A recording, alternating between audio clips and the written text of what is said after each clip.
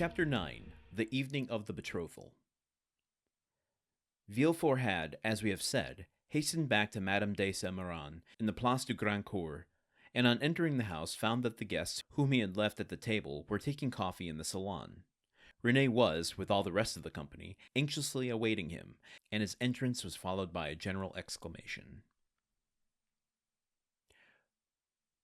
"Well, decapitator, guardian of the state, royalist, Brutus, what is the matter?" said one. "Speak out." "Are we threatened with a fresh reign of terror?" asked another. "Has the Corsican ogre broken loose?" cried a third. "Marquise," said Villefort, approaching his future mother-in-law, "I request your pardon for thus leaving you. Will the Marquis honor me by a few moments' private conversation?" "Ah, it is really a serious matter, then?" asked the Marquis, remarking the cloud on Villefort's brow. "So serious that I must take leave of you for a few days. So," added he, turning to Renée, "judge for yourself if it be not important."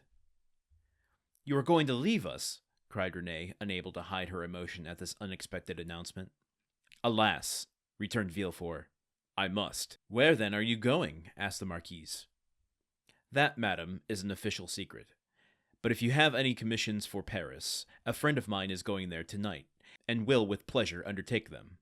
The guests looked at each other. "You wish to speak to me alone?" asked the Marquis. "Yes, let us go to the library, please." The Marquis took his arm, and they left the salon. "Well?" asked he, as soon as they were by themselves. "Tell me, what is it?" "An affair of the greatest importance that demands my immediate presence in Paris. Now, excuse the indiscretion, Marquis, but have you any landed property?" All right, starting out Chapter 9 with some intrigue. Okay, listen, let's just acknowledge what happened to Dante in the last chapter, and now we're returning to Villefort here, who did not hold up his word to Dante, did not set him free. In fact, did the exact opposite in the harshest way possible. But now Villefort is saying, I'm the one that needs to go. Dante was about to go to Paris for a few days. No, now I'm the one that's going to go there. And of course, as we saw 2 chapters ago, he burned the evidence of this letter to Nuarte and his father, as it turns out. What do we think Villefort is going to be doing out there? I don't know.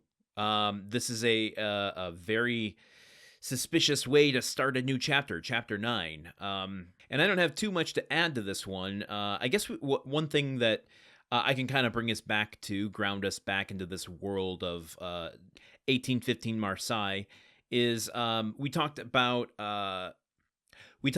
Dante and Mercedes' festival being at the La Reserve. I think that was it, right?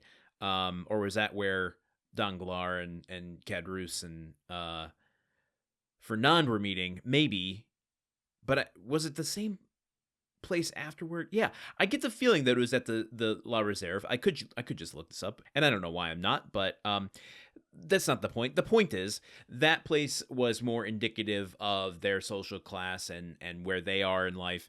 And this betrothal, where Villefort is returning after speaking to Dante, again, remember we talked a little bit about Morel in that chapter, back and forth through time that Dumas is doing in writing this. Like, we saw Morel leave the wedding festival. In the next chapter, we see him talking to Villefort, but we had already seen Morel return to the wedding festival in the previous chapter, so it's kind of going backwards and forwards through time. That's happening again here, where we saw what happened to Dante, and now, even though that took place over, a couple days, this is returning us back to the moment when Villefort left Dante to go back to his wedding feast, okay, and I'm bringing this all back around, layers upon layers upon layers of what you get when I try to talk and make sense of things.